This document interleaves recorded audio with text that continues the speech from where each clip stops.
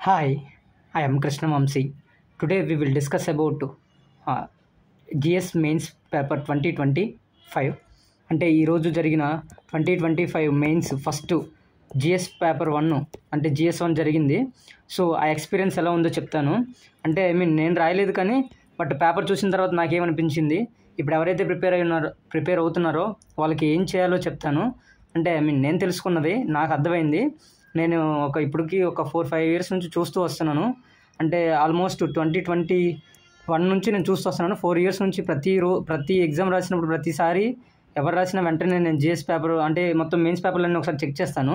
వచ్చిన అంటే ఆ రోజు వస్తే ఆ రోజు చెక్ చేస్తాను. సో నాకేమనిపించింది, 4 సంవత్సరాల నుంచి నేను అబ్జర్వ్ చేసుకుంటూ వచ్చినవి చెప్తాను. సో బిగినర్స్కి అయితే చాలా హెల్ప్ అవుతుంది. ఒకసారి చూడండి, మధ్యలో స్కిప్ చేస్తే ఏముండదు. ఓకే, చూడండి. ఫస్ట్ మనకి GS1 కదా. GS1 అంటే ఏమేమి సబ్జెక్ట్స్ ఉంటాయి? ఒకటి history, art and culture. Okay, హిస్టరీలో మోడర్న్ హిస్టరీ ఉంటుంది. ఓకే, ఆర్ట్ అండ్ కల్చర్, ఇంకా geography, Indian society and old history. Okay, these are some subjects: history, art and culture, geography, తర్వాత ఇది ఇండియన్ సొసైటీ, తర్వాత ఓల్డ్ హిస్టరీ. సో దీంట్లో రిపీటెడ్గా వచ్చిన themes ఉన్నాయి కొన్ని. సో అవి డిస్కస్ చేస్తాను. తర్వాత మన ఫోకస్ దేని మీద పెడితే బెటర్ అనేది ఇప్పుడు ప్రిపేర్ అయ్యే వాళ్ళకి కొంచెం ఐడియా ఇస్తాను. జస్ట్ నేను తెలుసుకున్నది, నాకు తెలిసింది, నేను అర్థం చేసుకున్నది మీకు చెప్తాను, అంతే, ఇంకేం లేదు దీంట్లో కూడా. ఓకే, ఫస్ట్ క్వశ్చన్ చూద్దాము. ఇది చూడండి, discuss the silent features of urban architecture. So సింపుల్గా ఉంటుంది. టౌన్ ప్లానింగ్ అని, తర్వాత అర్బన్ ప్లానింగ్ సమ్ ఉంటాయి, లైక్ గ్రేట్ బాత్ అని మీరు చదివే ఉంటారు.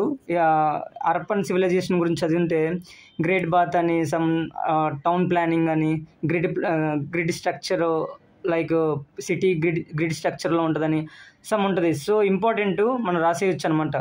సో ఇది పెద్ద కష్టం కాదు ఇది. Next, examine the main aspects of Akbar religious syncretism. Okay, ఇతను అక్బర్ గురించి మీకు తెలుసుంటే ఈజీగా రాసేయచ్చు. అంటే టాలరెన్స్ టువర్డ్స్ ద రిలీజియన్, ప్రతి రిలీజియన్ రెస్పెక్ట్ ఇస్తాడు కాబట్టి. సో మిడివల్ హిస్టరీ నుంచి ఇది ఒక క్వశ్చన్. తర్వాత Chandela art form Chandela art form అంటే నాకు తెలిసి ఇది లైక్ నేను గుర్తుపెట్టుకుంది ఏంటంటే, చండేలా ఆర్ట్ ఫామ్స్ అంటే మ్యాక్సిమం ఇవి ఎక్కువ ఉంటాయి అన్నమాట. ఏవంటే కామసూత్ర గురించి ఎక్స్ప్లెయిన్ చేస్తూ ఆర్కిటెక్చర్ గీసి ఉంటుంది అనమాట ఈ ఆర్ట్ ఫామ్స్లో, ఈ చండేలా ఆర్ట్ ఫామ్స్లో. దాంట్లో వన్ ఆఫ్ ది ఎగ్జాంపుల్ ఏంటంటే ఖజురాహో టెంపుల్ అనుకుంటా. సో ఇదొకటి.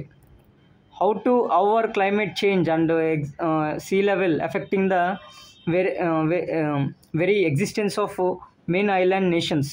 సో ఇది ఈజీయే, మీరు అబ్జర్వ్ చేయండి. ఇక్కడ ఇది చూడండి, ప్రైమరీ యాక్టివిటీస్ అంటే అలైడ్ సెక్టర్స్ ఉంటాయి కదా, కొన్ని ఇండస్ట్రియల్ సెక్టర్స్.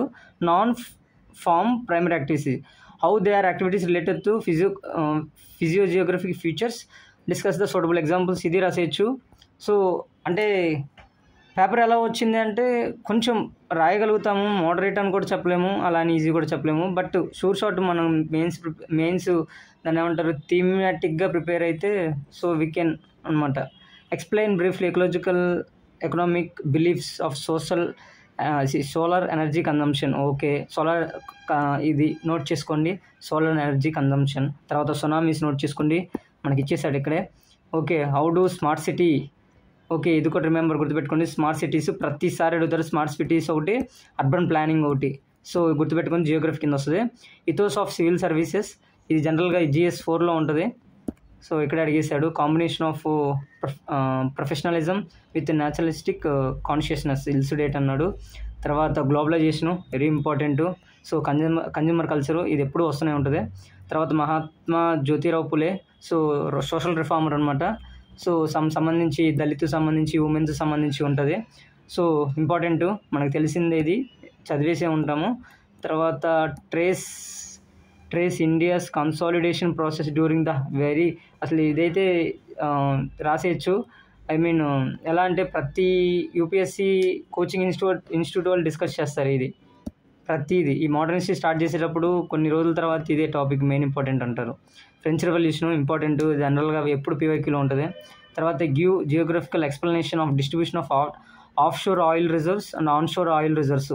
సో ఇంపార్టెంట్ గుర్తుపెట్టుకోండి. Oil reserves, oil spilling, oil pollution, all these are important. Oil అని వస్తే అది ఇంపార్టెంట్ అని గుర్తుపెట్టుకోవాలి. ఓకే, వెరీ గుడ్, అబ్జర్వ్ చేసాము.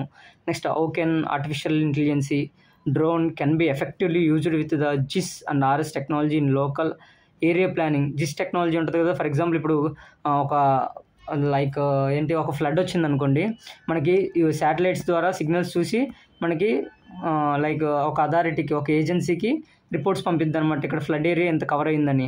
సో వీ కెన్ ఈజీలీ మనకి ప్రిపేర్నెస్గా ఉండొచ్చు. అదే కాక మనకి ఎయిడ్ పంపించడానికి, ఎలా అంటే వాట్ వీ కాల్ రీహాబిలిటేషన్స్ సంబంధించి ప్లానింగ్ కానీ గీయడానికి ఈజీ అవుద్ది. Next, discuss the how changes in shape, size, continents, plate tectonics, very important, ప్రతిసారి ఉంటుంది. Distribution and density of the population Ganga river. Okay, మనకి జనరల్గా ఎప్పుడు అడుగుతుంటాడు, ఒక రివర్ ఉందంటే దానికి చుట్టుపక్కల ఎప్పుడు ప్లేన్ ఏరియాస్, ఫెర్టైల్ ఏరియాస్ ఉంటాయి. సో దానివల్ల పాపులేషన్ ఎక్కువ ఉంటుంది ఇటు సైడు. సో దాని గురించి డిస్ట్రిబ్యూషన్ అని అడిగాడు కాబట్టి so we can write. Next, how do you account for the growing fast food industries. ఇది నేను న్యూస్ పేపర్లో చదివాను, ఫాస్ట్ ఫుడ్ వస్తుంది అనుకోలేదు, బట్ ఇచ్చేసాడు. ఫాస్ట్ ఫుడ్ మనకి ఒబేసిటీ అని, ఒబేసిటీ లైక్ తర్వాత సమ్ మెంటల్ స్ట్రెస్ అని రకరకాల ఎఫెక్ట్స్ ఉన్నాయి కదా ఫాస్ట్ ఫుడ్స్ ద్వారా. అవేంటో బాడీకి సంబంధించి ఎలా ఎఫెక్ట్ అవుతుంది, ఇల్లు ఎఫెక్ట్ అవుతుంది అనేది ఇచ్చాడు. జనరల్గా ఇలాంటి క్వశ్చన్ ఎక్కడ అడుగుతాడు, GS3లో అడుగుతాడు. GS3లో కూడా ఎక్కడ అడుగుతాడు, ఆ ఫుడ్ ప్రాసెసింగ్ ఇండస్ట్రీలో అడగొచ్చు, బట్ ఇక్కడే అడిగేశాడు. Okay, next, sustainable growth with emphasis on environment protection could conflict with poor needs. Okay, ఇది కూడా రాసేయచ్చు అనుకుంటున్నాను. చూద్దాం మీ క్వశ్చన్ ఏంటి. Sustainable growth with emphasis on environmental protection could come in to conflict with people. Okay, displacement జరుగుతుంటుంది కదా. So అంటే ఇప్పుడు ఫర్ ఎగ్జాంపుల్ ఒక ప్రాజెక్ట్ డెవలప్ చేస్తుంటే సమ్ ఇష్యూస్ వస్తుంటాయి కదా. సో అలాంటిదే ఒకటి, ఇది కూడా సేమ్ ట్రైబల్ డిస్ప్లేస్మెంట్ అవుతారు, రెండు సేమ్ థీమ్స్. సో చూడండి, ఇక్కడ కీవర్డ్స్ చూస్తే చివరిగా మనం అబ్జర్వ్ చేస్తే ఎవరైతే ఇప్పుడు బిగినర్స్గా ఇప్పుడే చూస్తున్నారంటే నేను సింపుల్గా చెప్తాను చూడండి. ఏం లేదు, ప్రతిసారి ఆయిల్ స్పిల్ అని వస్తుంది. ఆయిల్ గురించి వచ్చినప్పుడు గ్లోబలైజేషను, తర్వాత ట్రైబల్స్ గురించి, లేదంటే సస్టైనబుల్ డెవలప్మెంట్ గురించి, ఆ తర్వాత ఇంకేంటి ప్లేట్ టెక్టానిక్స్, ఆ తర్వాత ఇంకేమున్నాయి plate tectonics, distribution of population around the natural resources like rivers, ఆ తర్వాత offshore, onshore, onshore offshore settlements like coastal settlements అంటారు. ఓకే, అలాంటివి. ఇది ఫ్రెంచ్ రెవల్యూషన్ ఎప్పుడు వస్తుంటుంది. So social reformers, how British consolidated their power, అది చేసేయచ్చు. Smart cities, urban, so tsunamis. So these are important. Just మీకు ఒక ఐడియా నేను తీసుకొని మీకు చెప్తున్నాను. సో ఎక్కడైతే మీరు PYQs అబ్జర్వ్ చేస్తారో ప్రతిదీ రిపీట్ అయిన థీమే, కొత్తగా అడిగింది ఏం లేదు. సో ఒక్కసారి మీరు PYQs చూడండి, కొన్ని కొత్తగా అడిగింది కూడా, అసలు కొత్తగా అడిగిందని కూడా ఏం లేదు. నాకు తెలిసి ఒకవేళ ఎవరైనా ఎదుర్కోగలిగితే ఫాస్ట్ ఫుడ్ ఎఫెక్ట్ అనేది ఒకటి కొంచెం ఇబ్బంది పడవచ్చేమో. అది ఈజీయే, బట్ ఆ టైంలో ప్రెజెంట్ టైంలో కష్టపడవచ్చు. Next, non farm primary activities like ఇది కూడా అవ్వచ్చు బట్ నేను నా ఎక్స్పీరియన్స్ నాకు అనిపించింది చెప్తున్నాను. తర్వాత ఇది కూడా, ఎందుకంటే ఇది జనరల్గా GS3లో అడుగుతాడు, మరి ఇప్పుడు GS1 పేపర్లో ఎలా రాయాలనేది, సో అప్పుడు కన్ఫ్యూజ్ అవ్వచ్చు. సో ఇదే, thank you so much for watching. మీకు ఏమైనా డౌట్స్ ఉంటే కామెంట్ సెక్షన్లో అడగండి. జస్ట్ నాకు ఊరిని అనాలిసిస్ చేశాను, మీకు ఉపయోగపడుతుందని, నాకు కూడా ఉపయోగపడుతుందని. Thank you so much for watching.